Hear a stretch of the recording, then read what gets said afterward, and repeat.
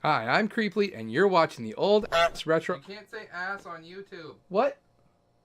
I can't say ass on YouTube? Since when? I don't know. Well, what am I supposed to say? Try saying donkey, I guess. Okay. Hi, I'm Creeply, and you're watching the old donkey retro gamer.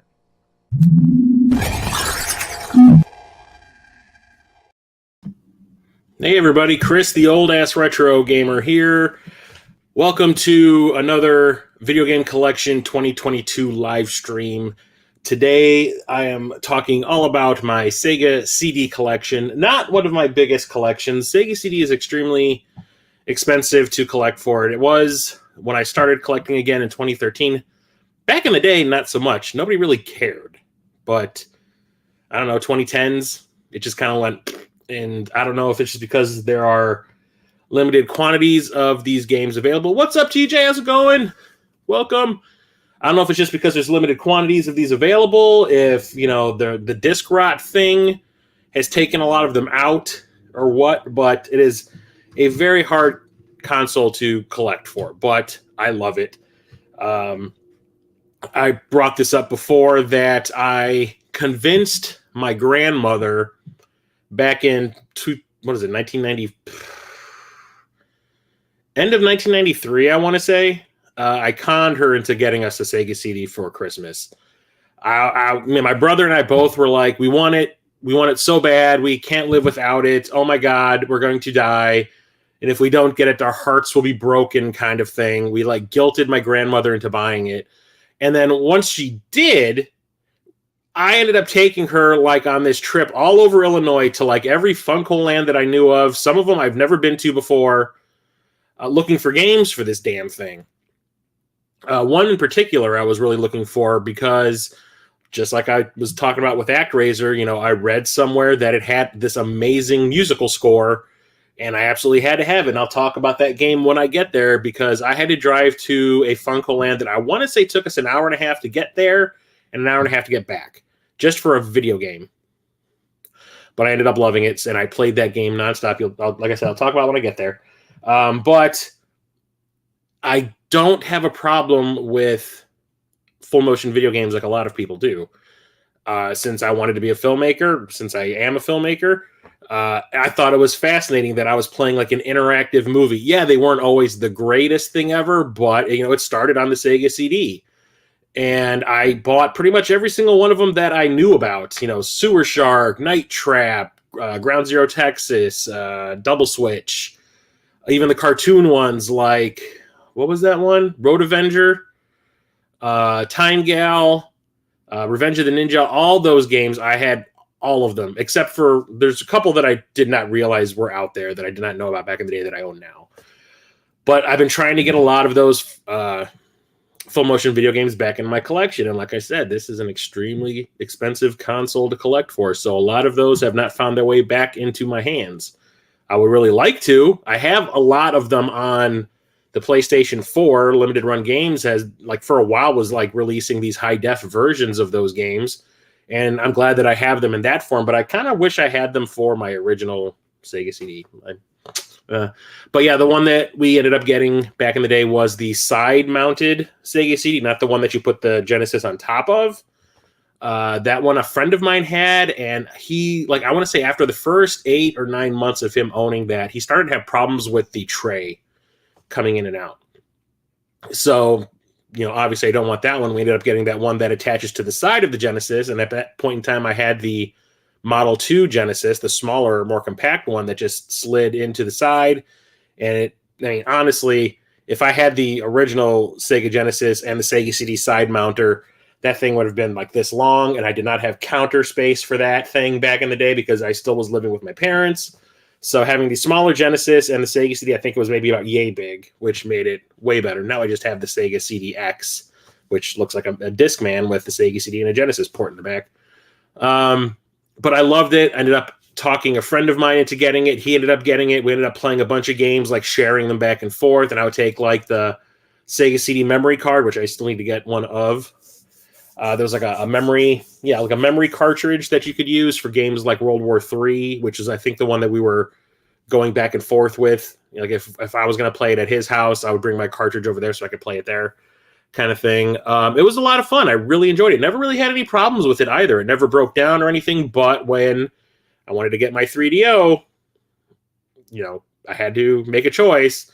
The store that I wanted to get my 3DO at was willing to purchase my entire Sega CD Genesis collection and the consoles in order to basically take 95% of the price or 90% of the total price of the 3DO off so I could, get a 3DO. And I did it. I thought it was a mistake for the first 6 months. But once good games started coming out for that console, I liked it, but that's another story for another stream. But like I always said, I loved my Sega CD. And a couple of the games I refused to part with, if I did sell them to that store to get the 3DO, I remember a couple of the games I want to say was like Batman Returns, Robo Alesta, Terminator, and a couple of others, maybe Echo the Dolphin. I rebought them and put the games in a jewel case and made like custom artwork and used them just so I can listen to the music. Like I used them as CDs, and I had them in my soundtrack collection on CD. That was how good the music is. That's the thing. The Sega CD, if there was a port of a Genesis game to the Sega CD, it was worth having on a Sega CD just for the music alone, because the music on these was like real music. It was composed usually on a keyboard. Rarely was it like full symphonic. I think there's maybe like 3 or 4 that actually went that route, but most of the time it was just like Spencer Nielsen working for Sega CD. That guy that churned out some awesome soundtracks, and I'll talk about them when we get there too. So let's get into it. I'll bring it up again that these streams aren't for me to brag. It's not why I do it. I do it, number one, it's good content for the channel, keeps it alive. Number two, it's good to have a visual record of my entire collection just in case something happens. Number three, lets me talk to people like TJ and like Mondane and Game Grinder and Corpse Flood and Peter and all them all the time. I just keep in contact with everybody. And number four, it's really fun. I enjoy doing this, which is why I decided to do another whole series of these collection videos. Update the list so I have like the online record, and I get to chit chat and have a good time. So let's get into it. First game I'm going to talk about is Advanced Dungeons and Dragons: Eye of the Beholder. This is a port of a PC game. I had this on the Super Nintendo. I'm getting rid of it currently because why do I need that when I have the superior version right here? Yes, the graphics aren't as good as the Super Nintendo one because Super Nintendo, even though the Sega CD does enhance certain graphical abilities of the Genesis, it does not make it. It does not give it a new chipset that makes it look like the Super Nintendo. It's still basically working off the Genesis color palette, from what I remember. But the music in this was composed by Yuzo Koshiro. Did ActRaiser, Streets of Rage 1, 2, and 3, Revenge of Shinobi, all that kind of good stuff. But it is a 3D dungeon crawler where you're basically moving through dungeons and stuff. You have a party of 4, and you're just killing monsters whenever you run into them, looking for treasure and loot and all that kind of good stuff. It's a fun game. I really enjoy it. This does have that CD backup RAM cart that I was talking about that we used with World War III back in the day. Mega enhanced mouse. So if I have the Sega Genesis mouse, which I just so happen to have, I could use that to play this. Probably make it a lot easier to control. But really fun game. I really enjoy it. Probably my favorite version of this game on a console.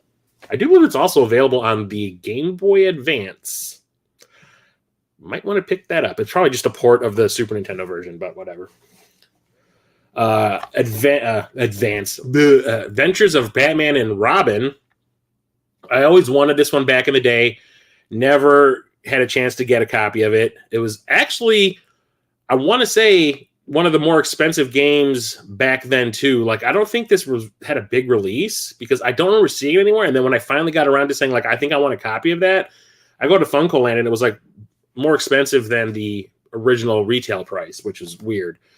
But the thing was, I knew about the Genesis Adventures of Batman and Robin game, so I assumed this was just a Sega CD port of that with, better music and maybe some driving levels or something like Batman Returns did. No, this one is just nothing but driving levels in 3D behind the Batmobile. And then there's a new episode of the Saturday morning cartoon, the Adventures of Batman and Robin cartoon, made specifically for this to tell the story.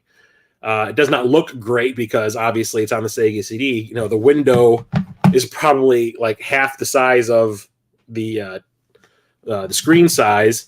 It's like a little window within your television showing the cartoon. But it's really cool. Has all the original voice actors, Kevin Conroy, R.I.P. and all that. And it's really cool. It's just the thing is, while the graphics are impressive, it's really hard. It is a very hard game. When I first picked this up, I got this off of eBay. One of my times where my superpower worked, where I was at work, I was on my lunch break. I decided to start looking around eBay for things that I've been, wanting to pick up for a while. And I found a copy of this dirt cheap, and I picked it up before someone else snagged it. And when it finally showed up to my house, I tried it out, and I was like, number one, was not expecting it to be nothing but driving levels. I actually thought there was going to be some side-scrolling beat-em-up stuff too, but no. But I did not expect the difficulty to be as up there as it is. Some of the controls the controls not the greatest, but it's actually it's very fun. Way better than the Game Gear version. I'll tell you that. Ooh, my nose. I'm getting the snots already, guys, and I just started. I'm gonna have a little bit of my my hard Mountain Dew, the black cherry flavor. This is technically Code Red. Alcoholic Mountain Dew. Getting drunk on Code Red. Awesome. And it tastes just like Code Red, just boozy. Next up, we have The Adventures of Willie Beamish. This is a point-and-click adventure game. This is what the original batch of Sega CD games looked like. They came in like cardboard boxes, and when you would open them up, the game came in a standard old jewel case with nothing on it, just the disc and a separate manual.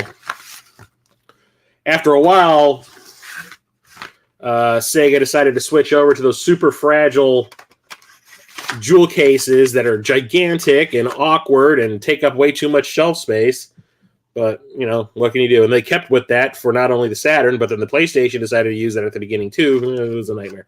But anyway, I had this one back in the day. This is one of the games I picked up when I dragged my grandmother all over Illinois looking for Sega CD games at Funko Lands. And it's fun. It's fully voiced. It's cutesy. Willie Beamish and his frog going on adventures. It's all right. It's very childish, and it's a port of a PC game. But yeah, I don't hate it. I don't think it's great either. I mean, it's just nothing but like an interactive cartoon, but whatever. Next up, we have the Amazing Spider-Man versus the Kingpin. This is a fantastic platformer beat 'em up. You want to talk about the music for Sega CD games? This is one of the ones that Spencer Nilsson, who I do believe was an in-house composer at Sega of America, whenever there was a game that came straight from Sega, usually, I want to say for a good chunk of Sega CD's lifespan, he was doing the music for it, the games. And this one is not a port of any Sega Genesis game. This is actually like a sequel to the Spider-Man game that came out on the Genesis. I always assumed this was a port of that Spider-Man game that came out on the Genesis, and I thought the same thing back in the day, but I never actually had that Spider-Man game back then, so I didn't know. And then I picked up Spider-Man on the Genesis at the Midwest Gaming Classic a few years ago, and I was like, oh, this is not like that Sega CD game that I have. That's fantastic, because that game is poop, and this game is awesome. Spider-Man controls like a dream. The play controls are awesome.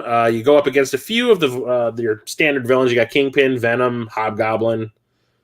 And there's cartoon, there's cartoon animated cutscenes and stuff like that, but the music is where it's at in this game. It's fantastic. I absolutely love it. This was one of the games I bought after I sold all my Sega CD stuff just so I could have the music on hand.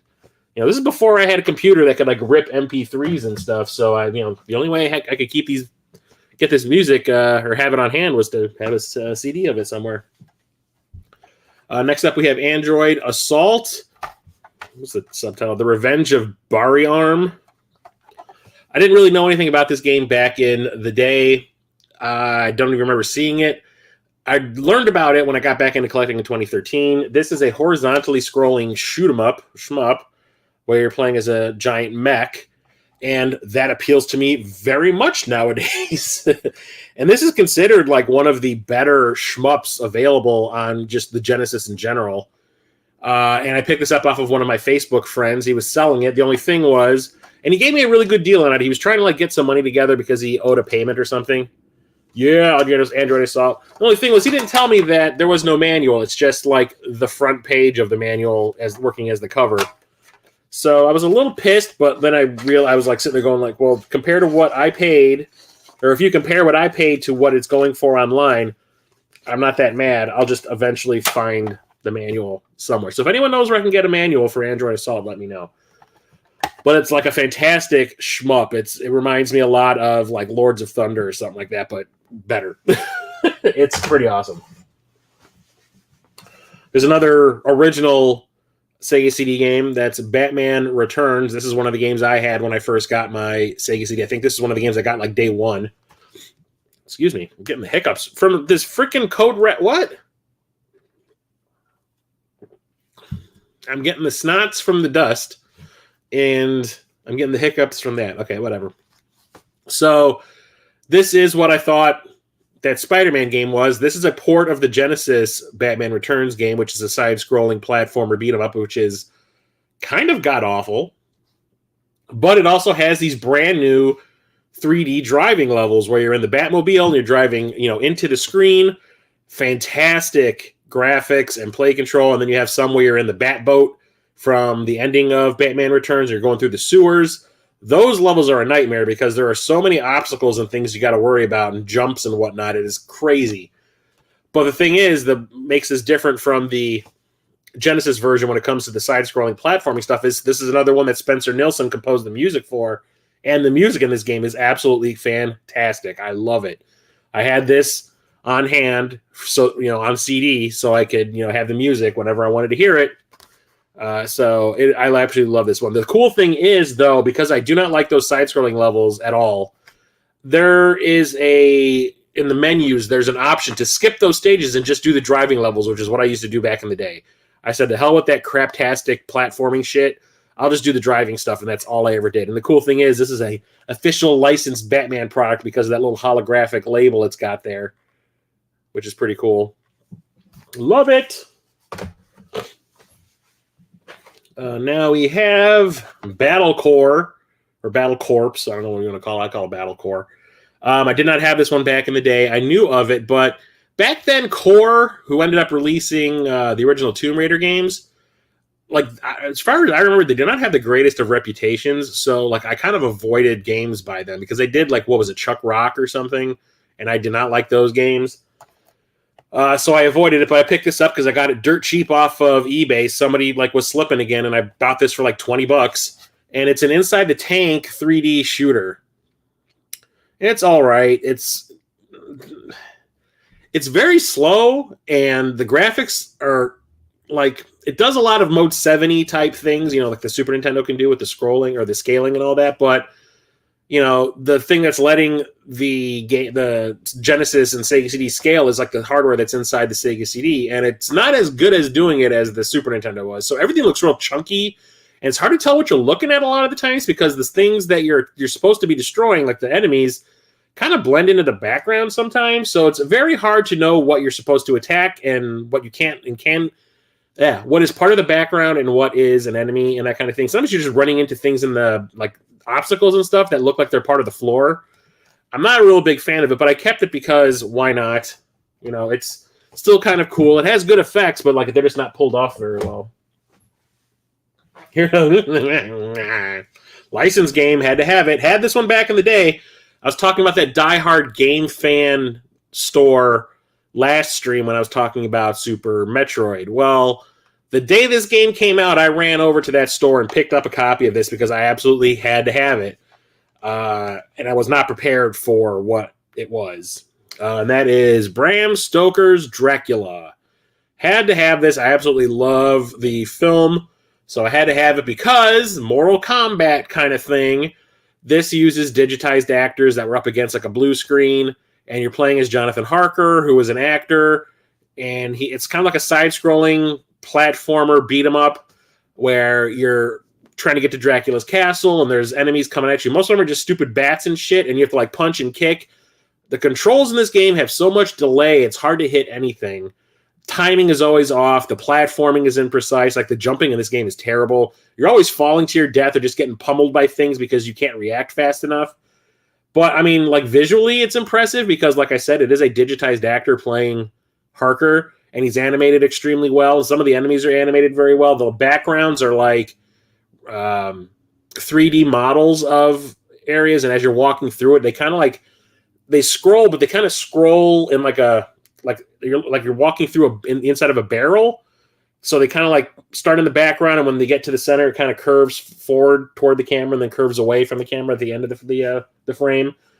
It's all right. I don't know what the hell that picture is, but there is live or footage of the movie in there. But for some reason, it doesn't really have audio.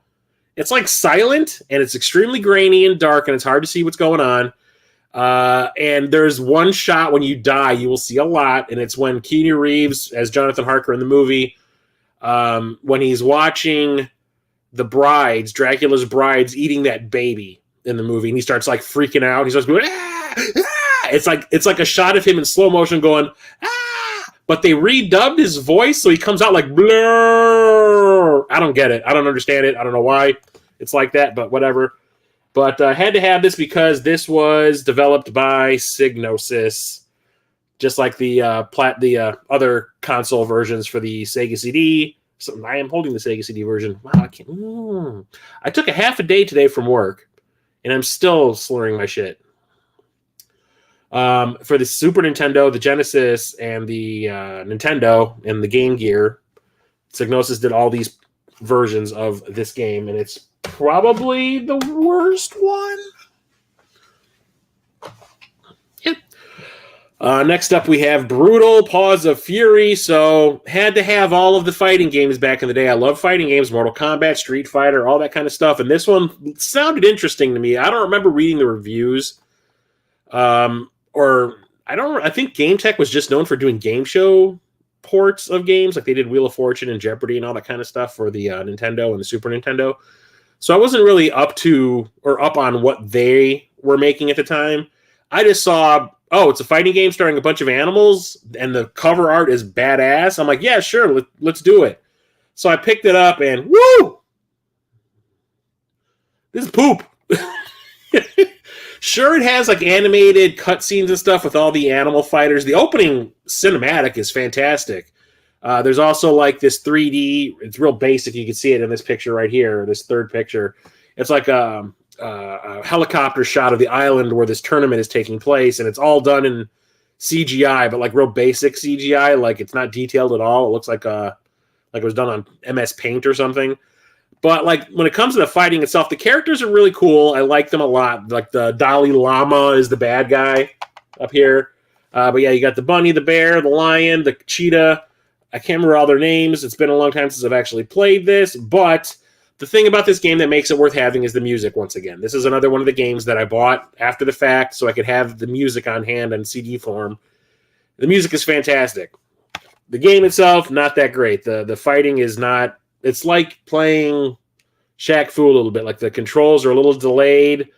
The AI is very, very aggressive, and it's very annoying. But I did get. I would always get to the Dalai Lama as the final boss, but he was so freaking cheap that it was like he would just spam one move and it would just annihilate you. So I never actually beat it, but I would always try. It didn't stop me from trying. Back in the day, I played the crap out of it, even though I really didn't like it. Like this one. Cliffhanger. So I'll talk about it again when I get to another game later on. There was a grocery store near my house called Omni.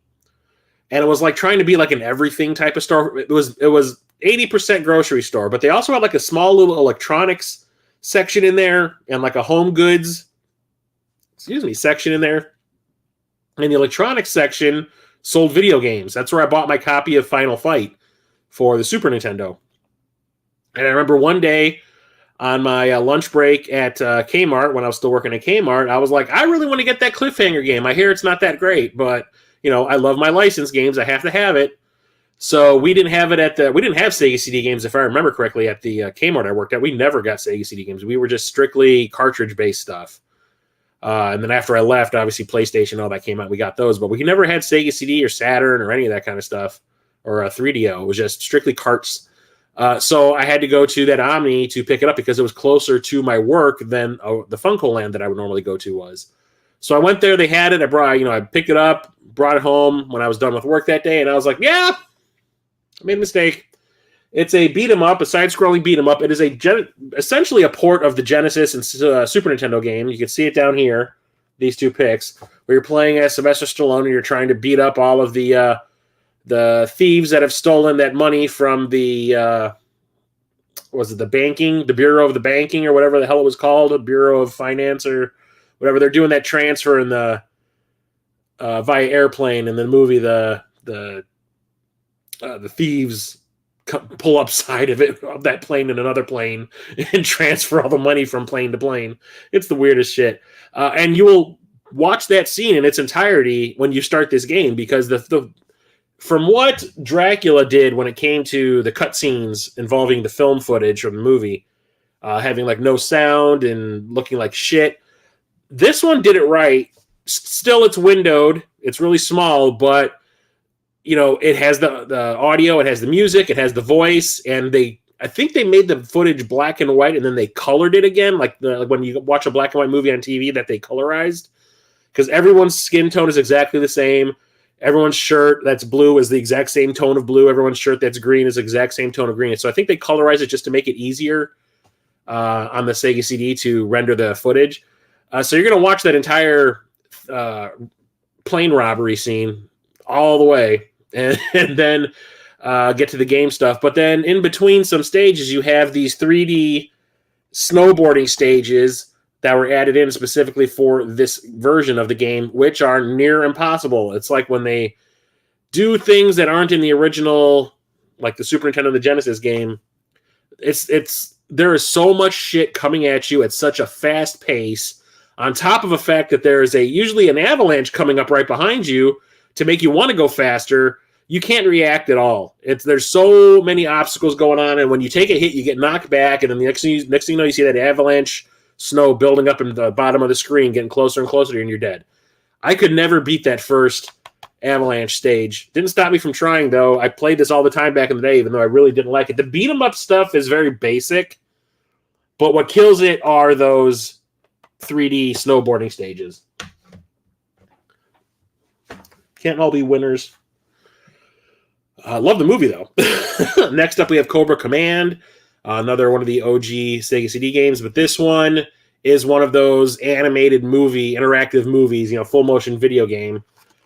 This one is all about being inside of a helicopter and like destroying other aerial vehicles and ground-based vehicles, with QuickTime events. And it's pretty fun. This is one of the ones I did not have back in the day. Like I said, I had Time Gal and I had Road Avenger, which I really want Road Avenger again because that was so much fun. But this one is just as good as Road Avenger. But like the thing is, like when something happens, you need to turn left, right, go up, go down, shoot. There's a prompt on screen. You have to hit the button as fast as you possibly can. And then depending on if you hit the button in time, you'll get the progression animation or you'll get killed. Not much else to it, but it's really fun.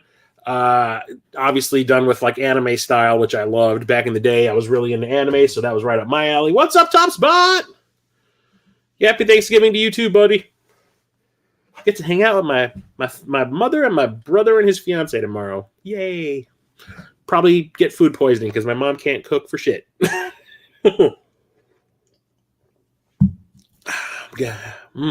Alcoholic. Code Red, delicious. What's up, game? What's up, Game Beaters? Oh shit! What's up, Dan B? How's it going? Reppin', bro. Rep. Now we have Dark Wizard. This was one of those games I had back in the day. I picked this up because my friend that I convinced to get a Sega CD ended up buying this game because he is huge into fantasy and like RPGs and stuff like that. And this is a strategy RPG, and this was more up his alley than mine. But whenever I would go to his place to hang out and he'd play this, I'd be like, this is actually kind of cool. I think I want a copy of my own. And I did end up getting a copy of my own. But when I got back into collecting in 2013, where did I get a copy of this from?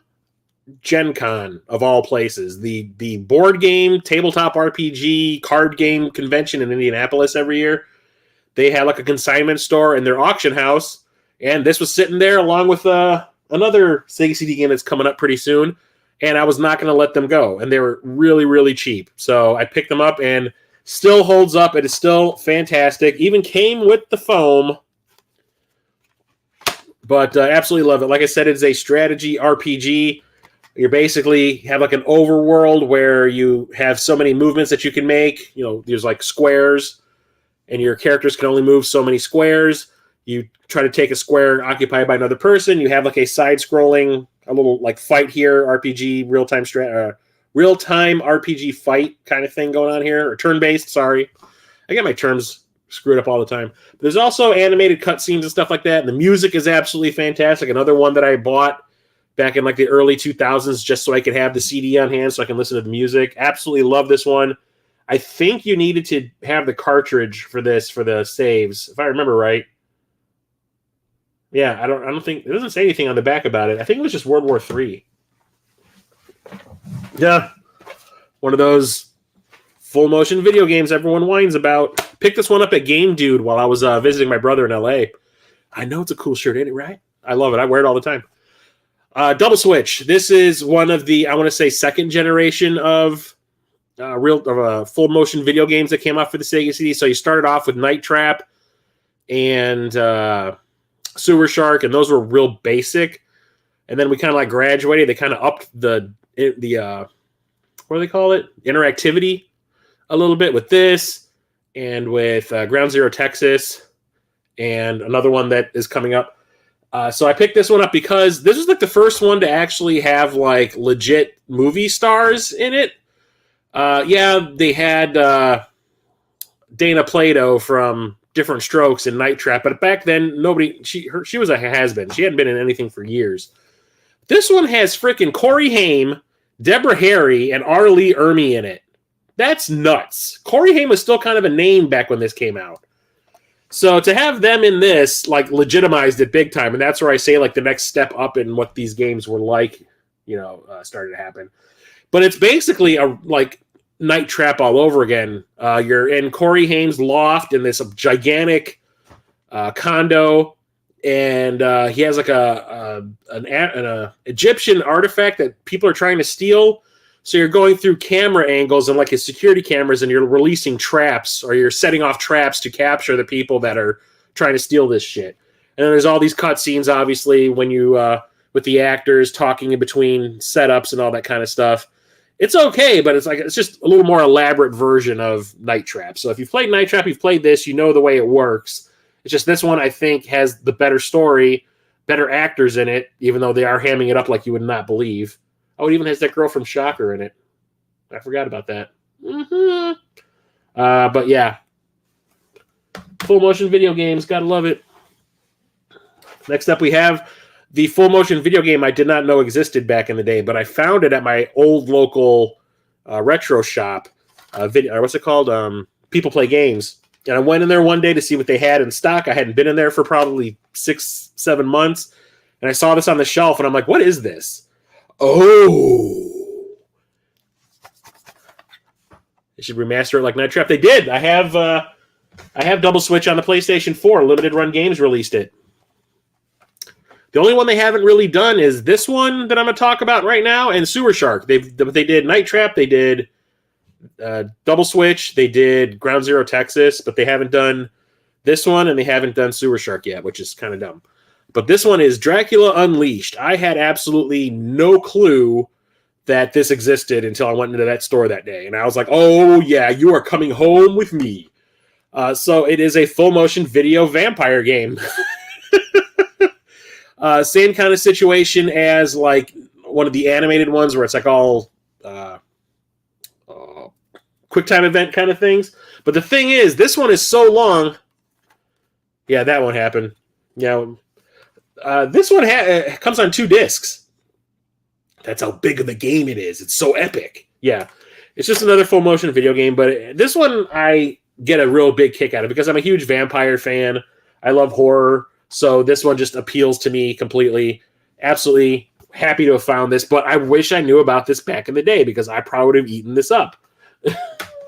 Oh, not making a vampire pun. I remember Sewer Shark, one of those, maybe it was Night Trap, came out like on the iOS or something like that. You can download it for your iPod or whatever it was, or your iPhone. Ooh, you can still see the price on this. It shows you how much I paid for it. Oh, no, I didn't pay that much for it because I got this off of eBay. Anyway, let me try to get this label off. We have Dune. This was the game that I bought the day that I decided to sell my Sega CD. I bought this and Urban Strike for the Genesis at Best Buy, and then I went to that Software Junction store, and that's where the guy talked me into getting the 3DO, and I was like, well, I have a copy of Dune and I have a copy of Urban Strike, which I just bought, and they're brand spanking new, haven't even been opened yet, and he was just like, well, take those two, we'll pay you full price. I should have just taken them back to the store and got my money back. But I didn't because I was dumb. But this is a strategy game. It's kind of point and clicky, also like a point and click adventure game, but it follows more the events of the book than the movie, but it uses the imagery of the movie. It's weird. A lot of really cool digital cutscenes and stuff like that, a lot of talking. Everything is fully voiced. So like you have Paul, but it's the Paul from the book that you're dealing with, but they're using the imagery of Paul from the movie. It's the weirdest thing. I haven't played this a whole lot. When I got this off of eBay, I got it dirt cheap. I remember this is another one that was going for, I want to say like 70 or $80 when I bought it, and I got it for like 40. But I played it for maybe an hour, and it's really interesting. It's like a lot of discussion trees and stuff like that, conversation trees and all that. And then there's some strategy stuff going on, but it is mostly like a point and click adventure game. But there's one part in this game that just made me laugh my ass off. The ornithopters that you get around in, the dragonfly looking helicopters, when they take off, because like they're usually in the shot when things are happening, you'll see it in the background, and then when you take off, the wings just kind of extend real fast. It goes, and then the helicopter just goes and takes off the screen, and so it just looks really silly and jank, which makes me laugh. Lugosi as Dracula. What are you talking about? So I really recommend it. It's kind of like Snatcher gameplay wise. Which one? This? Yeah, a little bit. but there's more strategy involved. Like you have to like put down spice mining operations and stuff like that. So it's got a little bit of like Command and Conquer going on in it too. But it's interesting. It's a weird mix of things. I don't think it's a direct port of any specific PC game because those games are real popular on the PC, but they're more like playing Command and Conquer. This one has just a little bit of that. So this is the other game I picked up at Gen Con when I picked up Dark Wizard. But this is another one where the music was so good, I bought the game later on after I sold everything just so I could have the CD, the game on hand so I can play the music. Because you can play the music in these Sega CD games on a regular CD player. You just have to skip the first chapter or the first track because that's all the information of the game and all you hear is, but everything else is the music tracks. Yeah, Dune. Yeah, it's pretty cool. I like it. That is Echo the Dolphin. It is an exact port of the Genesis game, but I think, is it this one that has the 3D stages? Or is it? I think that's part 2. Yeah, this one. This one has some CG cutscenes that are new and a brand new soundtrack by Spencer Nilsson, which is absolutely beautiful. The music in this game is amazing. Absolutely amazing. But it is the exact same game you played on the Genesis. There's a couple of like life hacks in it to make it easier and make it work better. I can't remember what the term is. Like quality of life improvements, I guess, to make the game play better. But outside of that, it's the exact same game, just with, like I said, some CGI cutscenes and some way better music. It's fantastic. I love this game, but it does get on my nerves after a little while. And then, because I got that, I had to get this, and look how much I paid for it. $4.99. And it's complete. Even has the little sponge in there. Got this at a, what was it, like a pawn shop? And it was just sitting there for $4.99. I was like, I'm not passing that up. Nope. And this is more of the same. It's a port of the Genesis Echo 2 Tides of Time. The only thing is they added in these 3D stages where you're kind of going into the screen. You have to jump over the water and jump through like rings and stuff. And there's some CGI cutscenes and stuff. They're a little bit improved over what was in the first game. They're a little bit darker, but I think it just makes it moodier because this game itself is a little bit moodier than the original. And Spencer Nilsson, once again, does the soundtrack, which is absolutely fantastic. So these are, if you have a Sega CD, these two Echo games are definitely worth having over the Genesis versions. Sadly, they did not port over Echo Jr. Did we really need that, though? Did we? But here's one of my all-time favorite games on the Sega CD, and that is Eternal Champions Challenge from the Dark Side. A lot of people think this is just a straight port of the Genesis game. This is actually part 2. So the original plan for the Eternal Champions series was a trilogy. It was going to be Eternal Champions, and then 2, and then there was going to be a third game that never happened. But they did make 2 spin-offs. There was a spin-off for the Game Gear, and there was a spin-off for the Genesis called the Experts, and this Game Gear one is the Chicago Conspiracy. Chicago Syndicate. That stars one of the characters from the game. But this is a one-on-one fighting game. The Genesis one I talked about in the Genesis stream is not good. It is super slow. The controls don't respond very well. The characters are clunky, and like the controls aren't great. It's horrible. The music is terrible. It has some fatality type things going on, but in order to get them to happen, you have to get the character to land in a specific spot on the stage in order for the fatality to happen. It's dumb. It's dumb.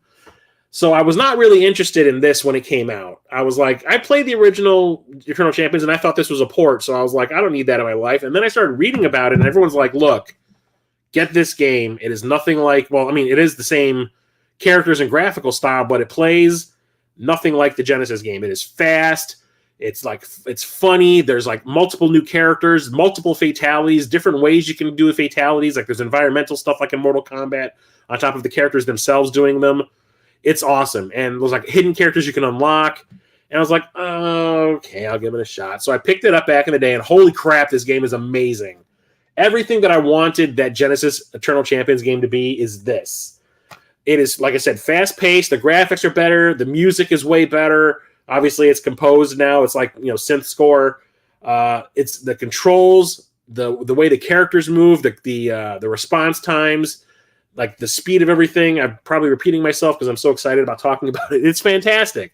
And there's way more characters to choose from and a ton that you can unlock. The best one is the frickin' Senator. That guy is amazing and funny. It is one of the best games on the Sega CD as far as I'm concerned. It makes everything it makes you forget about the original game existing. And there's CGI cutscenes for each character's beginning and ending. It's amazing. I absolutely love it. And it made me really want a third game, which never actually happened. Hell yeah, one of the top 10 ones. I was hoping we would get a Sega CD or a third game on the Saturn. I know there was talk about it, but it just never happened. Made me sad because I really wanted that because that game is awesome. Can you imagine, like, the Saturn is probably the best 2D game console out there. Like, it can handle 2D like nobody's business. And a 2D fighting game like that would have been amazing on the Sega CD and on the Saturn. Oh God, my mouth. My mouth don't work. Next up we have the other full motion video game that I really liked back in the day. And that is Ground Zero Texas. This one is actually directed by Dwight H. Little, who directed Halloween 4, The Return of Michael Myers. Not kidding. And this is probably my favorite of all of the full motion video games. Why? Because this one does not require memorization of time codes. A lot of Night Trap and Double Switch were all about knowing when the bad guys were going to do something at a specific time, because there's always like a timer or a clock on screen in those games. And at so-and-so time, the bad guys are going to show up here and you got to trap them. And then at this time, you can go to this camera and you'll have like a intermission, like a cut scene between characters talking. But then you got to be at this other camera at this specific time to deal with these other people trying to break into the apartment. That kind of stuff. This one doesn't do that. This one is all about an alien invasion. The aliens look like people. And they're trying to take over this town in Texas. And there's a bunch of cameras set up everywhere, obviously. But the thing is, it's not like, remember where that attack is going to happen at this camera at this specific time. No, it's like you can go between all the cameras and whenever you want. And there's always something going on in them. There's always some sort of like information being given to you by like an operative, because a lot of them will talk to the camera like it's you. But the thing is, when something is actually happening that you need to worry about, the camera, there's like a little map at the bottom of the screen that tells you where all the cameras are. A camera will start, one of the camera lights will start flashing to say something's going on there. You need to go see what's going on. So you go there, and it's usually where you have to take out some aliens. And the thing about those parts is it's like a gallery shooter. It's like playing Lethal Enforcers, but it's in a full motion video. So you'll see like a background, and it's usually like the front of a store, and there's like some obstacles set up in front, like a car or like a bunch of barrels that are stacked up. And then like you'll just see enemies popping out and trying to shoot at you. And you have a little reticle that you control, and you go and zap them as they pop out. And that's how you play the game. And then you just watch the story play out on the other cameras. Like I said, this is the one that does not require any memorization. It's just all random when the attacks happen. But it makes me laugh. It's silly. It's cheesy as hell. It's funny. But this one's the most fun out of all the full motion video games I played back in the day, which is why I was super excited when Limited Run announced that HD remaster of this. I was like, yes, if there's going to be one, I need that one. Absolutely love it. And this is another one that comes on 2 discs. I don't know why they did it like this, but they did. It's like a separate part that holds the disc. You could just put it in a paper slip or whatever. But yeah, this one is so big it's on 2 discs. Could have been a weird, awkward 3D Saturn game. Yeah, it would have been great, though. I would have loved it. I picked this one up at Game Dude when I visited my brother in LA a few years back, and that is Heimdall. I did not have this back in the day. I knew nothing about it, and so I never bothered. Obviously, if I don't know about it, how can I buy it? You can see it still has the Game Dude sticker on it. But this is like an isometric action game. An epic RPG adventure designed for both one role-playing pro and a beginner. Ew, point-and-click interface. So it's like playing Diablo a little bit. I haven't really put a whole lot of time into this. When I brought it home from LA, I obviously popped it in so I could make sure that it worked, and it did. but I didn't put a whole lot of time into it. I just tried it out for maybe half an hour, and I was like, okay, it works. We're good. But what I played, I remember I liked. It, like I said, it reminds me a lot of Diablo, like a really early version of Diablo. But yeah, I did not know that existed back in the day, but kind of wish I did. Next up, we have Iron Helix, a deadly war game gone awry. So this is kind of a full motion video game, a little bit. So it's like it's almost like you're playing Sewer Shark. You're going through like tunnels and stuff like that. But there's always like some sort of video that pops up to tell you what's going on story-wise or where you need to go and all that. And it's okay, I guess. I haven't put a whole lot of time into this. I did not have this one back in the day either. But when I played it, I picked this up at the People Play Games, a store down the street that I used to go to before they shut down. And it's okay. Like, what I remember playing of it, I was like, yeah, all right. I'm not like mad that I bought it, but then again, I probably paid like $20 for this. So I wasn't sad, but yeah. This one came with a sponge and everything. So, yeah. Does it say anything interesting on the back? Explosive 3D graphics, 3 heart-pumping levels of skill, 24 rooms on 6 floors, intense strategy elements create an unparalleled level of depth and hours of play. Mm-hmm. Stunning 3D strategy adventure. Sure, whatever you say. This one I did have back in the day. Oh, boy. Jurassic Park. So anything that was Jurassic Park licensed, I usually bought back in the day because I absolutely loved that movie. I saw that movie in the theater, I want to say, like three or four times. A lot of the time, it was with the same group of people. We just absolutely were obsessed with this movie, and it played in our area for, I am not kidding, a full year. It came out like the day that I graduated high school is the day that this came out in the theater, and then the following summer, it was still playing in the theater. I think the thing that bumped it was The Lion King, finally. So when it comes to Jurassic Park, I had the Super Nintendo game, and I had the Genesis game. Didn't really like either of them. Genesis game was jank as hell. The jumping and the platforming sucked. The Super Nintendo game was just really kind of boring and vague, and although it had those really cool 3D sections when you're inside a building, that's like playing Doom. But outside of that, it really didn't have a lot going on for it other than some great music. So I had really high hopes for this, and it turns out this is like a point-and-click adventure game. And a really bad one. I am not a fan. I was like, okay, this is kind of cool. I get some information from, I think this is a real, clues about dinosaurs from expert paleontologist Dr. Robert T. Baker. And I think he was a consultant on the movie, and I think he's actually in a scene at the very beginning of the movie when they're at the dig site with Sam Neill, and he's in the background. But there's these little videos that'll pop up where he tells you about a specific dinosaur when you're at one of the paddocks that belongs to one of them, like the T-Rex or the Raptors or whatever. And yeah, you just go around the park. You're in the visitor center, and you're gonna get attacked every once in a while by dinosaurs, and you just kind of got to get away from them. You can't really do anything to fight. It's not a good game. It's really slow, and sometimes figuring out what you need to do to get away is really kind of cheap and shitty. So I was not a fan. I want to say the original Jurassic Park movie had some of the worst games associated with it. Kind of like this. I praise the Super Nintendo version of this game. I absolutely love it. It's one of my favorite games on the Super Nintendo. One of my favorite licensed games of all time. So never did get a copy of this back in the day. I wanted it. Never could find it. So I never had it. So go to my local store, People Play Games, and they had this on the shelf. It was a little expensive. I want to say this was probably $70, but I had turned some stuff in. I traded some stuff in that day, so I had credit. So I was like, well, if I'm going to spend it on something, it's going to be this because I absolutely love this license. So I had to have it, and that is The Lawnmower Man. So I absolutely love the Super Nintendo game. The Genesis game is just a downgraded port of that Super Nintendo game. It's all right. So I was expecting this to be that Super Nintendo or Genesis game, just with better music, some CGI cutscenes, maybe the cyberspace levels, which were all done in 3D with Mode 7 and all that would be greatly improved. No, this is a completely different game. Completely different. The music is not good. The Super Nintendo game has better music than this. It's a bunch of like little mini games where you're in cyberspace the whole time.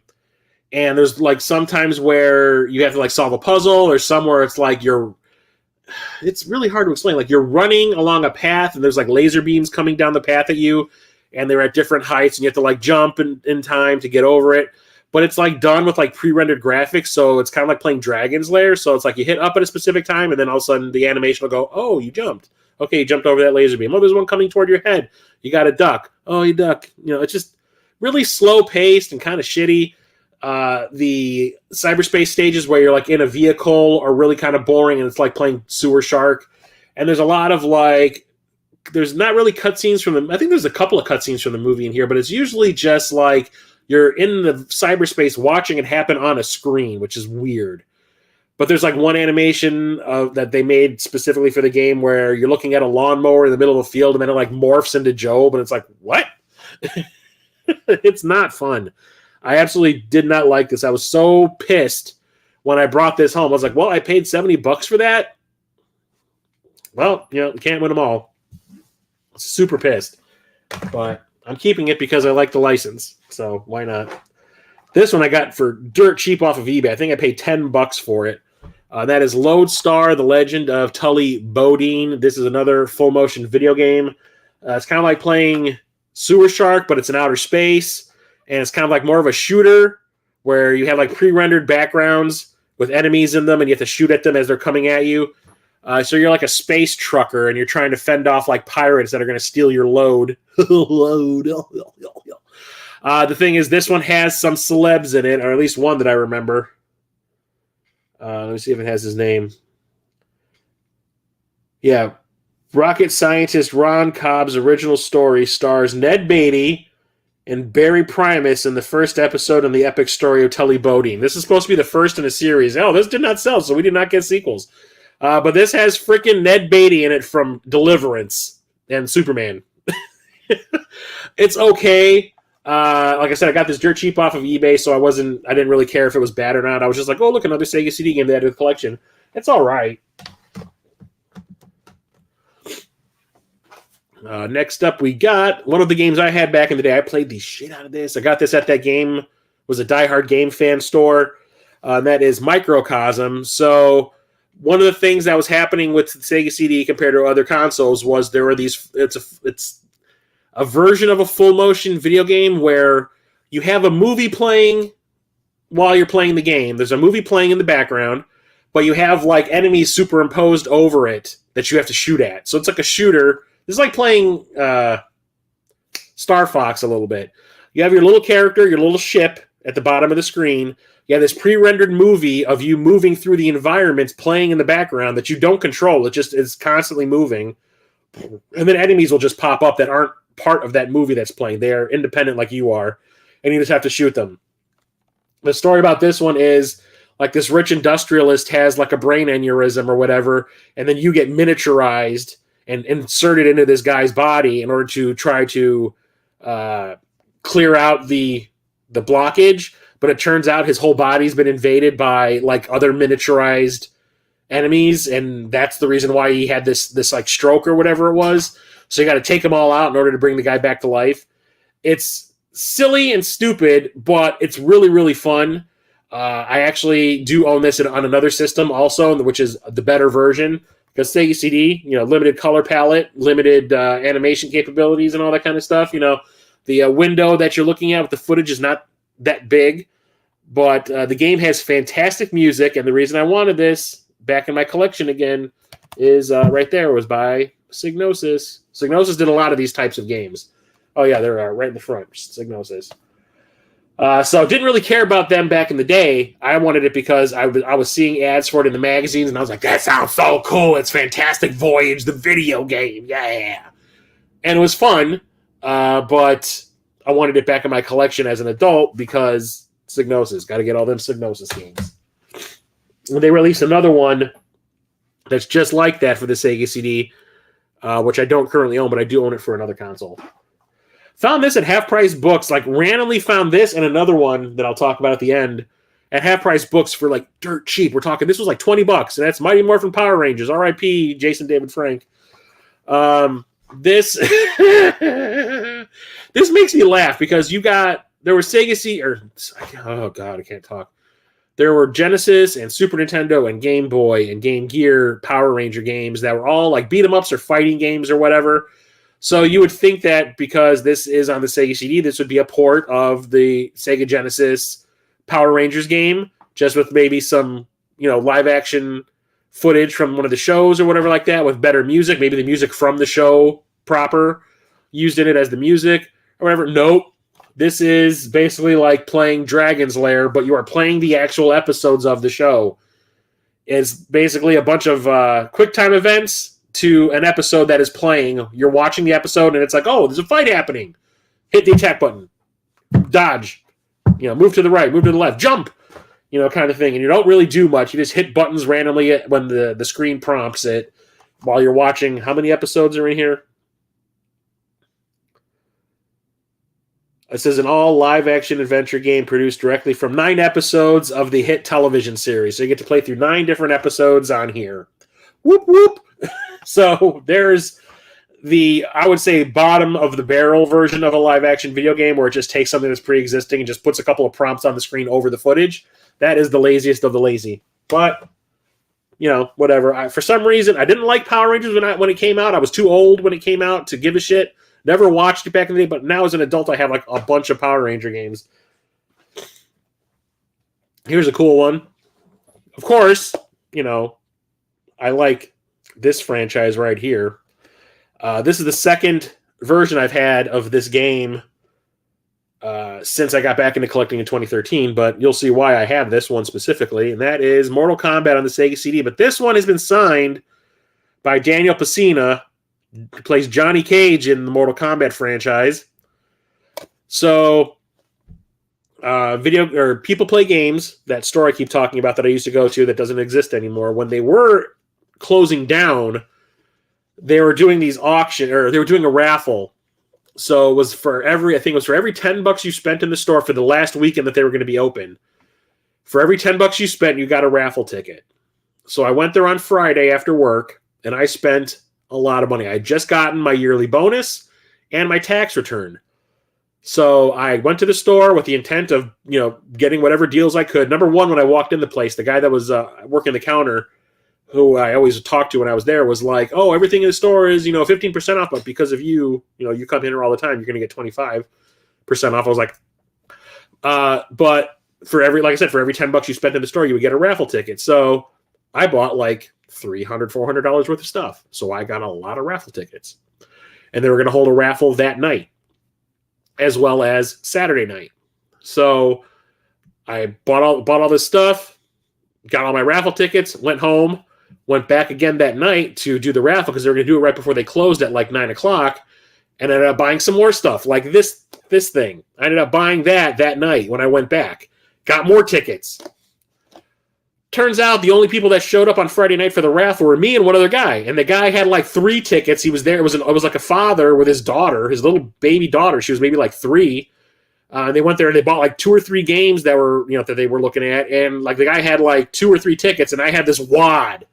So basically the guy that was running the counter looks at what's going on here, and he's just like, this guy's obviously going to win because he's got this massive wad of tickets. This guy has no chance. And he just kind of like pulls me aside. He's like, do you want to not be a dick about this? And just like split the raffle winning, which was, I think, a $50 gift card. And I was like, yeah, I'm fine with that. I'm like, I don't want to just completely, blow this guy out of the water with the amount of tickets that I have. I thought it would have been funny if I had this wad of tickets and that guy ended up winning. Ugh, I can't talk. I'm not drunk. So yeah, we split the winnings, and that night I spent my $25 on this. I do believe he was selling this for $50. I got the 25% off of that, plus the $25 gift card that I got from winning the raffle, and I just spent it on this. And the funny thing is, the guy knew how much I love Mortal Kombat because I just bought this display. And when I'm looking around for something to spend it on, and I was like, okay, I'll take that signed Mortal Kombat for the Sega CD. And the guy goes, yes, I was hoping you were going to buy this. So I was like, you know me too well. Yeah, this is just a port of the Sega Genesis Mortal Kombat game. Same exact graphics. The animation's maybe slightly better. The colors have not been improved. You still have to enter the code, I do believe. But this has some full motion video cutscenes, especially the commercial that used to play on television to advertise the release of Mortal Kombat. And the music is the music from the arcade, which is fantastic. It has all the sound effects and all that. The only problem is when you do like start a match, load time takes forever. When you do a fatality, the load times, it's weird. But if you're going to have Mortal Kombat on a Genesis console, this is the version to have. It is absolutely the best way to own it.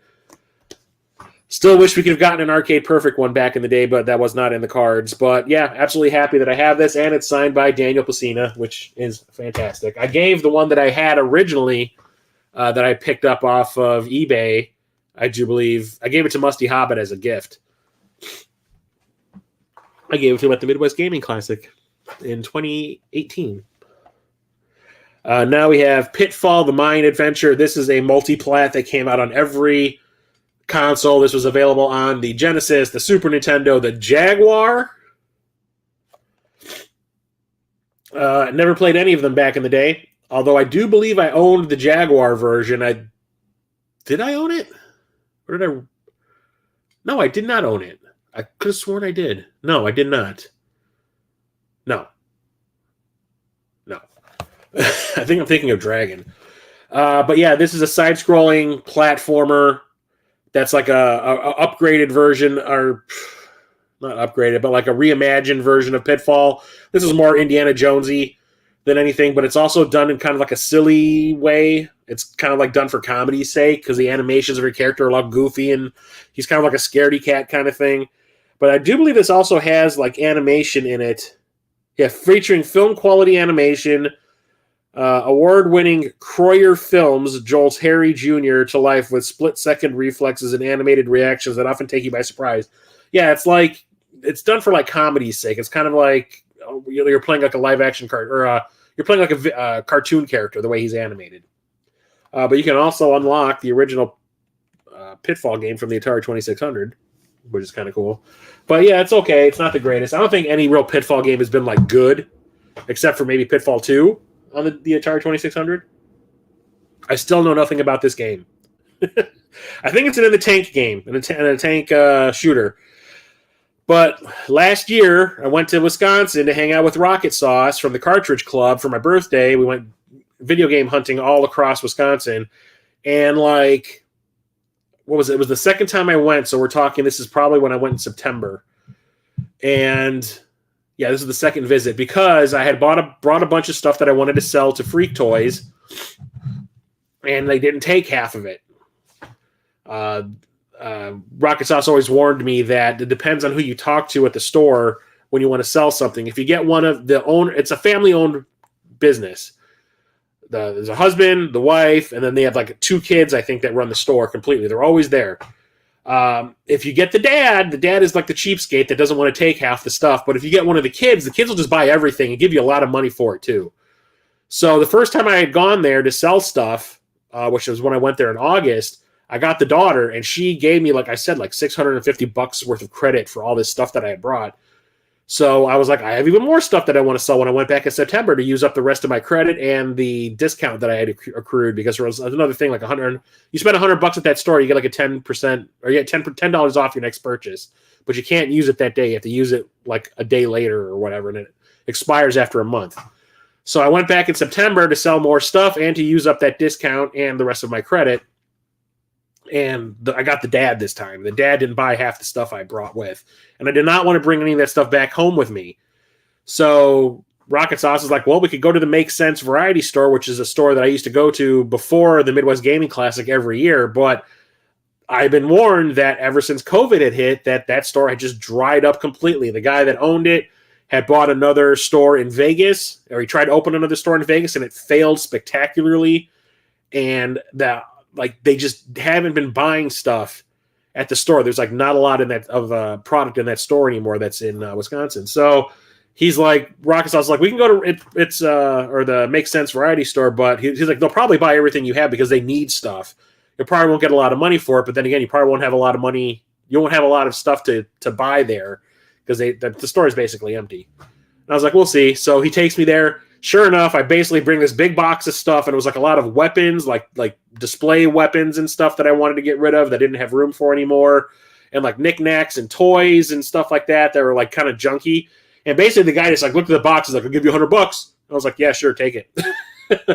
And I found this there, and I've never heard of this before. This was like in one of the cases, and this was probably the best thing that I found while I was there.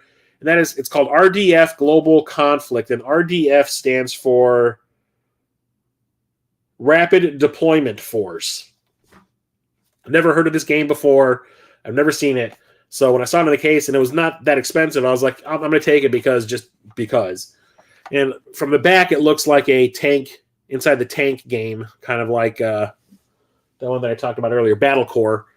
But the thing is, I still haven't popped this in. I didn't have my Sega CDX hooked up when I got this, so I haven't tested it. The disc still looks fantastic.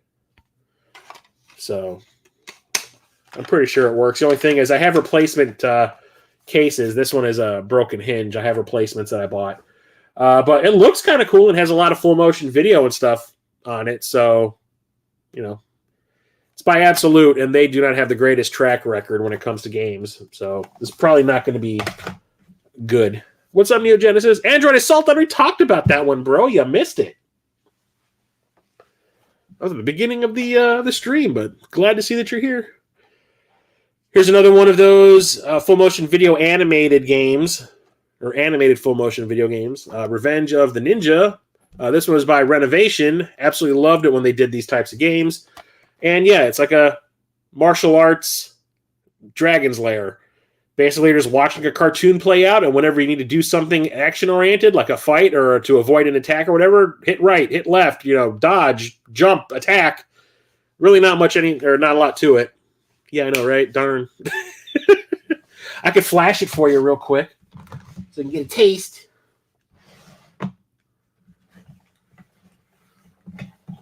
Oh.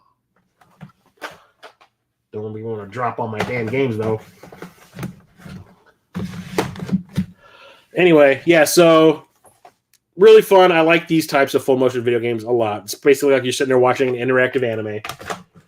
Not much to say about that. This one, though, is, I want to say, one of the games I spent the most time playing back in the day because I love me some Cyberpunk, and this is Cyberpunk AF, and that is Rise of the Dragon. Originally, this was released in one of those cardboard boxes that some of the earlier games were released in, but this is like the re-release that came out like later on. It's a cyberpunk point-and-click adventure game, but there's also like side-scrolling levels and stuff like that. It's like you're trying to solve a murder mystery, kind of like Snatcher, but this one is not as well. It does have an interesting plot and all that. It's not like as good as Snatcher. This is like pre-Snatcher, but it's fantastic. It's voice acted and everything. I absolutely love this one. Everything about it. It's like basically you're playing Shadowrun, like before Shadowrun. They did get a Shadowrun game on the Mega CD in Japan and I think in Europe. We didn't get that over here. I wish we did. I should probably buy a copy of that. The main voice actor signed my copy of Rise of the Dragon. Yeah, I absolutely love this game. This was the game that convinced my buddy Charlie. He shows up in some of the streams. Epic Die Studio. This was the game that convinced him that he needed a Sega CD of his own because he's huge into Cyberpunk. He loves Shadowrun. He's what got me into Shadowrun. So when I showed him this game, he was like, I absolutely need this in my life. I need to have a Sega CD. Cam Clark. Hell yeah, I remember that name. So yeah, I convinced. This was like the killer app for him to buy a Sega CD, and I thought that was really funny. And then, like, if I was playing this at my house, and then I'd go over to his house, he'd be playing it when I get there kind of thing, and then he'd be like, how do I get past this part? I'm like, I'll show you, and it was really cool. I love that game. I need to play through that again. When I first got it back into my collection, I played the shit out of it, but I just didn't beat it. What's up, gamer? How's it going? Cool. No problem, dude. The stream's almost over. I only have maybe like 8 games left to talk about, but glad that you're here. Glad you showed up. He voiced Leonardo in the original TMNT. I remember it sounded familiar. I got to play through it again. That game is awesome. I just wish I had my freaking Poly Mega to play it on. Because I don't want to have to hook everything up through the damn Retro Tink and all that crap. He said he doesn't remember ever recording lines for the game. Was he drunk? I hear stories of some actors not even remembering acting in specific movies, too. Okay, so at the beginning of the stream, and I was talking about dragging my grandmother halfway across the state to look for a specific Sega CD game, this is that game. I absolutely had to have it because, like I said, I heard that the music in this game was absolutely phenomenal. And you know me and video game music, gotta have it, gotta hear it. And that's Robo Alesta. I absolutely had to have this in my life. And I need to replace this case because not only is it broken to hell, but it's got like weird labels on it and shit. Even like a Blockbuster label. This is a vertically scrolling shmup that is part of, I think Musha is part of this series. There's Game Gear Alesta. There's a bunch of Alesta games, but I think Musha is part of this series too. But this is the first game in that series that I ever played. And back in the day, I was not really into shmups all that much. But this one, on the other hand, I think it was just because the music was so freaking good. I dealt with it, and I played the crap out of this. It's kind of the same with like Silver Surfer on the NES. Like that game was hard as balls. It was a shmup, and I was not like into shmups back then. But I played it because I loved the music, and I played it a lot. Same happened with this. But you're playing as like a steampunk mech during like feudal Japanese times, flying around, taking out other steampunk mechs and shit like that, and airships and whatnot.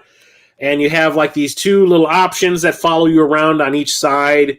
And you get like these power-ups that are like different colors. Each one gives you a different kind of power-up, and you can keep on upgrading it until like sometimes the stuff will be just bouncing all over the screen. The bosses are really cool and gigantic. But my thing about this game, and it has a long-ass freaking animated opening cinematic. Holy crap, we're talking like 15 minutes, and it's fully voiced. But the music in this game is absolutely amazeballs. Like I bought a copy of this after I sold everything just so I could have the music on hand. I love it that much. It's like classical music mixed with techno. I am not kidding. It is absolutely fantastic. So how about I play my favorite track for you guys real quick? Since I can do that now. And I do have the soundtrack ripped onto my hard drive. This one track I used to listen to all the flipping time, and I am not kidding. Add music. Boom. Boom. Video game soundtracks. Console. Sega CD.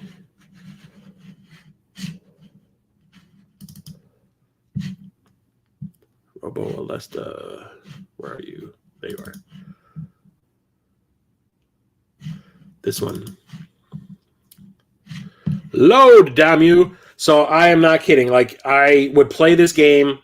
I had, the way my setup was back in the day was I had a pretty decent TV. It was actually more of a monitor. It was a large like computer monitor that you could hook up with the 3-plug system. I don't remember. Component, composite, I can never remember. But I also had a giant stereo system that had these 2 giant speakers that I had like up on these 2 shelves. And like I could blow my windows out if I wanted to in that bedroom of mine by blasting this shit. And I used to blast this if nobody was home. I would open the door. I did not give a crap. I would just turn the volume up and play this game. And this was the track that I loved. I can't hear if it's playing or not.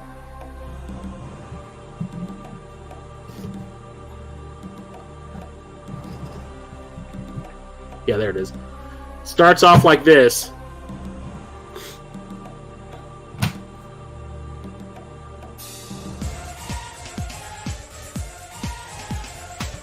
I actually used part of this track for my top 10 videos. This is the music I play when I'm showing you what number we're going to talk about.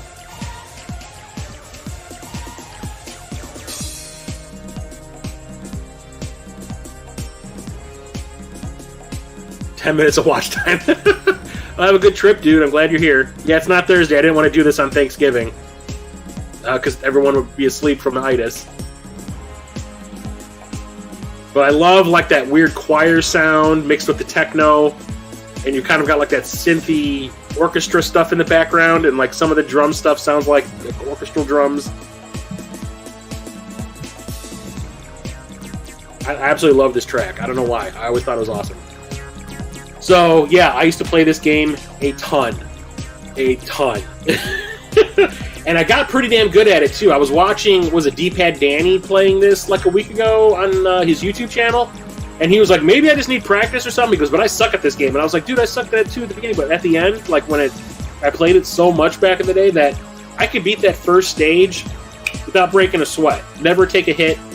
You know, I knew exactly what the weapons I needed were, how to take out the boss without any problems. I was legit good at it. Most other shmups, not so much.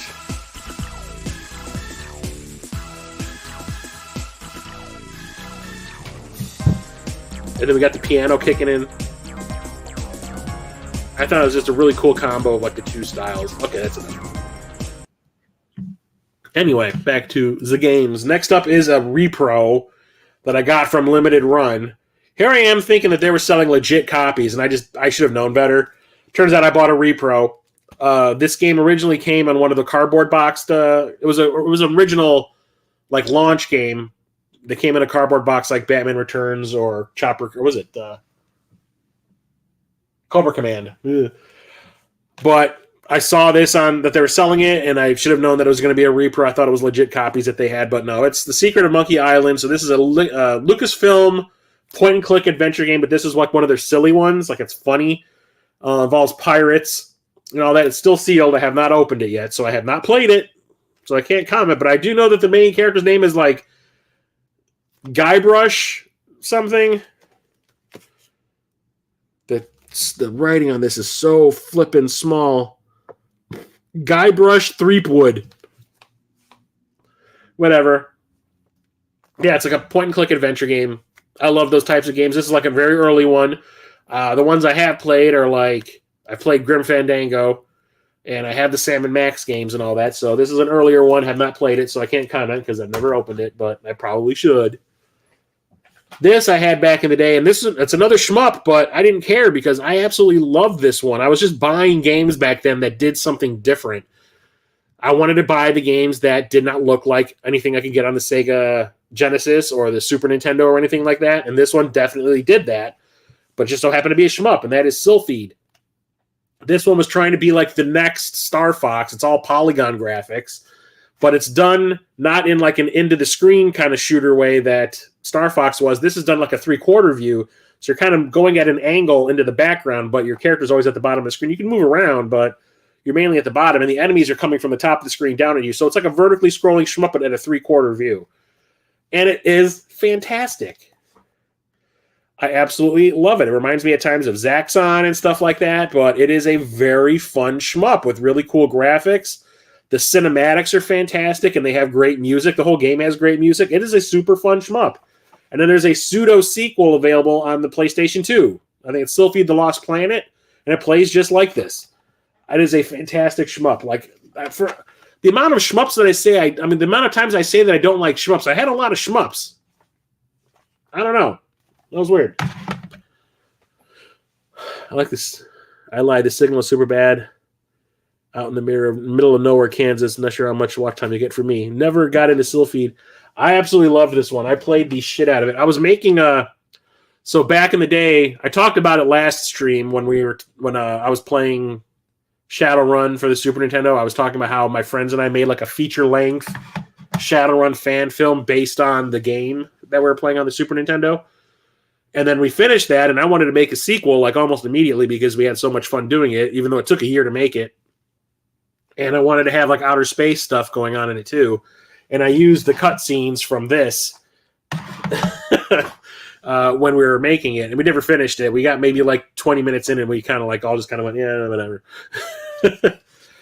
Here's another shmup, but this is the one that originally came with the Sega CD, at least the one that I had, which is why it comes in this box. But that is Soul Feast, which I don't remember if it's a sequel or a port or a remake of Soul Dees that was on the Genesis. I think it's a sequel. But it's another vertically scrolling shmup. And I don't remember it very much because I did not play this one all that much back in the day. because I was not, like I said, not into shmups at all. It just happened to come with my console. I don't remember if this is horizontally or scroll or vertical. Doesn't have pictures on it because it's just like a digipack with the artwork on it and a manual that's just loose. I should play it. But whatever. I do believe this was by Renovation, and Sega just bought the rights to distribute it with the console. Had this one back in the day because why would I not have this? Everybody that had a Sega CD, God, I can't talk. Jesus. I'm not drunk. Everyone that had a Sega CD had Sonic CD at some point. A lot of people say this is their favorite Sega. A lot of people say this is their favorite Sonic game, but a lot of people also complain that when they imported the game from Japan, the music that was in the Japanese version of the game was top-notch. It was fantastic. And then they recomposed it over here. I think Spencer Nilsson recomposed the music for the American release. And everybody complained about the music not being nearly as good as it was in Japan. I never heard the Japanese score, so I did not know. I loved the American score that Spencer Nilsson did. Anything Spencer Nilsson did, I loved. He even had that silly, stupid Sonic Boom song playing at the beginning. There was like an animated opening to the game, and they played this fully voiced song that's being sung by these women called Sonic Boom, and it is silly and goofy and cheesy, but I loved it. And the game itself is like playing any other Sonic game, but there are some 3D stages where you're kind of like running into the screen. You can kind of see that one right here and right here. Never really got to see this. I never really got far into this game. This is, I think, where they introduced Metal Sonic. But like for some reason, as much as I played this game, I would always play like the first couple of stages, and then I would just give up on it and not playing again. I don't know why. So I probably should sit down and play through it. But this is the one where you're like traveling through time, if I remember correctly.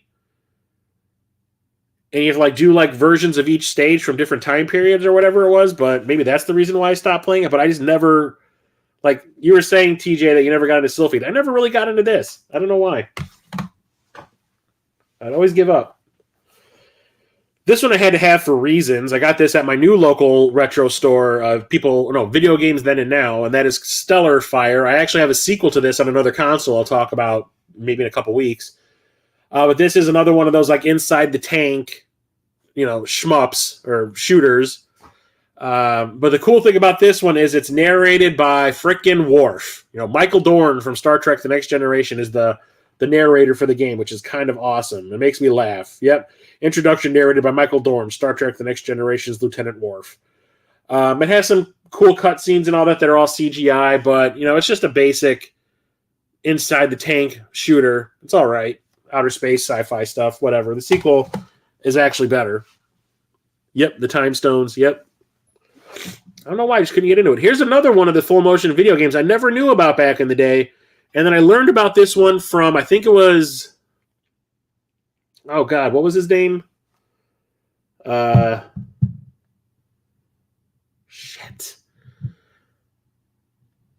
Was it Undertow? Shit, I can't remember the name of the YouTube channel. LJR Undertow? No, that's Lazy Game Reviews. Oh my God, I can't think of the name of the damn YouTube channel. I talked about it before. He had a spin-off channel called Undertow with Derek, a guy named Derek. I can't remember what the name of the original channel was. Whatever, not important. He talked about this in one of his videos because he was the guy who convinced me to get the Twin Famicom back here. I can't remember what his name was. Shit, or the name of his channel. It's been so freaking long. But Surgical Strike. It's another full motion video game. I knew nothing about it. And the reason I wanted to get it was when the guy was showing the footage of this in his review, it has the guy who plays the lead on Stargate Atlantis in it. Joe Flanagan is in here as, I think you're like rescue operatives or whatever. I only played this for maybe 5 minutes just to make sure it worked. And it's like the cheesiest action movie you have ever played in live action form. It's like you're playing an interactive cheesy movie. And like I saw Joe Flanagan in it. I think that's him right here in the picture. You can kind of see his face. But it is just goofy and silly. It's like Speed 2 is just goofball shit. And it's really fun. This is probably another one of my new favorite full motion video games on the Sega CD. That's another one that needs a HD upgrade. Classic Game Room. Classic Game Room was the name of the YouTube channel. I don't remember the name of the guy who ran it, but he did a review of that. That was it, Classic Game Room. He doesn't exist anymore. Or his channel doesn't exist anymore. This is one of my all-time favorite. This is probably maybe my favorite Sega CD game of all time. I talked about this in my 31 Days of Licensed Games series that I did at the beginning of the year in January. And I talked about this as the best game based on an 80s movie. Or was it sci-fi? No, best game based on a sci-fi film. And that is The Terminator. The one on the Genesis is great. Don't get me wrong. I absolutely love it. It's fantastic. One of the first games I had for my Sega Genesis that I absolutely loved. Even though it's short as hell, it was still fantastic. It felt like the movie. Then there's this one, which is 10 times better. There's more stuff that happens in the future world before you get to the time displacement equipment and transports you to the past. But you're playing as Reese the entire game. The first couple of stages are in the future, in the ruined world, and you're trying to get to the Cyberdyne factory to get to the time displacement equipment to get sent back in time. And once you do, you're in like a trench coat, and you're for some reason fighting all these gang members and shit that are all over the place. At the same time, trying to find Sarah Connor to protect her from the Terminator, and then you're just fighting the Terminator the rest of the game. And you go to all the locales that you remember from the movie. You got the club, you got the foundry, the police station, and all that kind of stuff. The graphics in this game are fantastic. Everything is super well animated. There's a lot of really cool parallax scrolling elements of it. Like in the future world, you've got like these skulls in the foreground that are always moving past the screen as you're running. They move past real fast because it's supposed to be the super foreground. But it's absolutely amazing. But one of the coolest things about this is not only are there like there's footage from the movie in the game. Whatever, it looks like crap. But the music in here is absolutely amazing. It's been composed by Tommy Tallarico, and I love it. This is another game that I went and bought the game just so I could have the music on hand to listen to on CD. Absolutely love it. If you love the Terminator, gotta have this. If you like licensed games, you gotta have it. You love the Sega CD, you got to have it, because that's probably my favorite game on the console. And then we got another one of the OG games that came in a cardboard box, and that is Time Gal. I had this one back in the day. This is another full-motion anime. Like playing Dragon's Lair, you're playing as this time-traveling, adventuring girl. Keeps on jumping through different time periods, and it's like Dragon's Lair. You got to move left, move right, attack, jump, whatever. Not complicated, but the animation is fantastic. The anime that you're watching is fantastic. The girl is adorable. And it's really fun. But I had this one back in the day. I absolutely loved it. I played this one probably the most out of all of the animated ones that I had. But the thing was, this game is actually super expensive now. And I happened to go to my local store, Video Games Then and Now, before COVID hit. It was not long before COVID hit, so it happened everything started to shut down like at the beginning of March. I want to say I went to Video Games Then and Now like in February 2020. And this was sitting in their expensive case. And I think it was like $100. And I was like, oh shit, I totally want that. Nevafia, what's up, Modane? Yeah, this was in the case for about $100. And I was like, oh shit, that's a little expensive, but I have stuff I want to trade in. I'll come back and I'll trade in stuff for it. So I left it behind. And then COVID hit and everything shut down. And the store didn't open back up for probably like 9 months. And I'm sitting there going like, I bet you to make ends meet, this guy like put everything that he had in the store up for sale on eBay or whatever. So I'm guaranteeing that copy of Time Gal is not still going to be there when they reopen. Well, the weekend that they reopened, I went there after work and I was like, I'm guaranteeing that it's not going to be there. So I got a train and an ambulance going by me right now. Awesome. And sure enough, I walk in the store and this is still sitting there, but he discounted it. And I was like, oh, now's the time. So I swooped it. And I'm super happy. I've played this a couple of times since I added it back into my collection. Super thrilled that I have it. And the last game that I have to talk about, I have this extra thing I could possibly talk about, but I've already mentioned it in a previous stream. But another one, I talked about finding that Mighty Morphin Power Rangers game at Half Price Books of all places, right? Well, I went to an out-of-the-way Half Price Books one day, not really looking to buy anything. We're just there to waste time before a movie started, me and my friends. And I walk into the video game section, and Wing Commander is staring at me from the shelf. And I was like, oh, I forgot that came out on the Sega CD. I love Wing Commander. It's one of my favorite franchises. I absolutely love this style of game, this in-the-cockpit outer space shooter.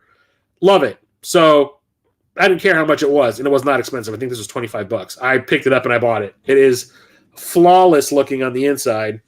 The sponge is missing, but the game itself is like absolutely, or at least it was when I bought it, absolutely immaculate. And it is still absolutely immaculate.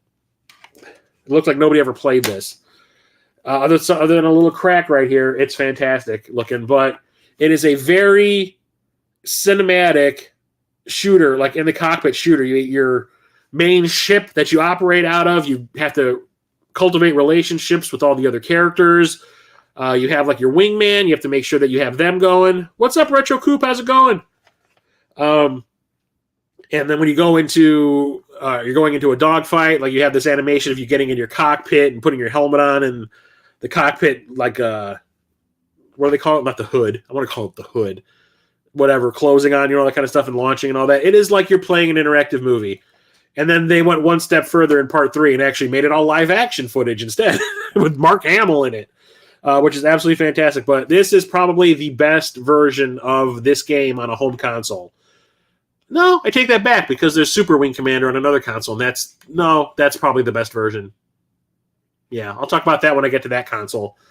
But I absolutely love this franchise. Had to have this. Wasn't going to pass it up. I didn't care if it was going to be $100 at that store. I would have bought it anyway because I love Wing Commander. Have to have all the Wing Commander things. But I talked about this last thing is I talked about it in my Genesis streams. Let me actually get that game out so I can talk about it.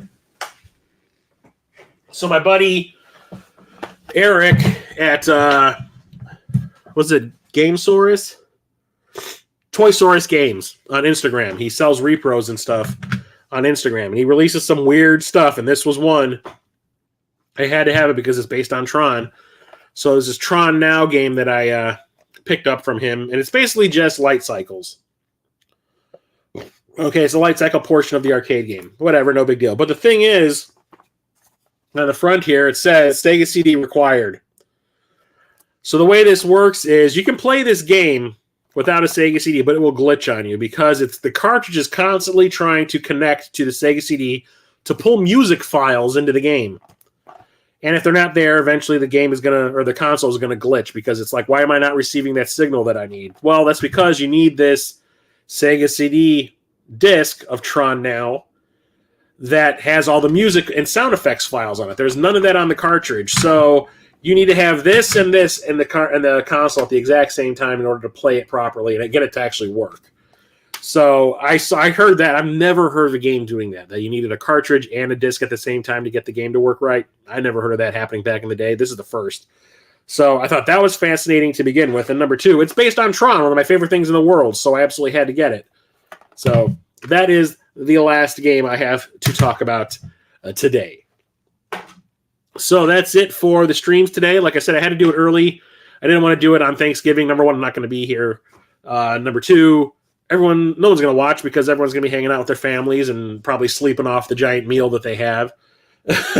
So I wanted to get it done today and get it out of the way. But I will be back to my normal time and day next week on Thursday, 8:30 p.m. Central. I don't know which console I'm going to be talking about. Maybe the Game Gear or the 3DO. I haven't decided yet. I'll figure it out before then. But I will have another new short up on Friday. I haven't decided which one I want to release yet, but I have like 2 or 3 that I already have recorded. Pierce Solar for the Genesis does that too, where the soundtrack plays on the Sega CD. Okay, that's cool. I didn't know about that because I don't have that one. I have Pierce Solar, but I have it for the Dreamcast. So next Thursday, 8:30 p.m. Central, I'll be back for the next live stream, Video Game Collection 2022, and another. Oh, and I'll also have a pickups live stream happening next week. And when is the last day of the month? It's next week, or is it the week after? I need to look. I need to know. Come on. Do now. Shit. Next Wednesday. So you're going to get 2 streams in a row. You're going to get my pickups live stream next Wednesday, and then you're going to get my next Video Game Collection 2022 stream the following day. So hell yeah. Get all the old-ass retro gamer you could possibly handle. So I'll see you then next Wednesday for the recent pickups live stream. Hope to see you there. Have a great Thanksgiving, everybody. Hope you have a good time hanging out with people, family, friends, whatnot. Have some good eats. Stay safe. Don't do anything stupid. Don't drink and drive, please. And I'll talk to you later. Chris, the old ass retro gamer, out. Have a good night, everybody. See you later.